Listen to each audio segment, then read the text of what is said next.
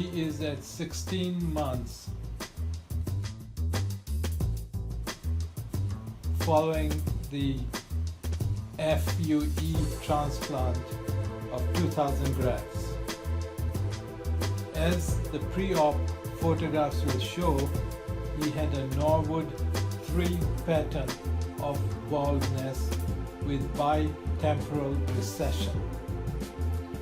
We then transplanted the balding areas with 2000 grafts, and he returns today for follow-up. In it, I'm going to show you the hairline. You can see it's a very natural hairline. It is high density, exactly what we were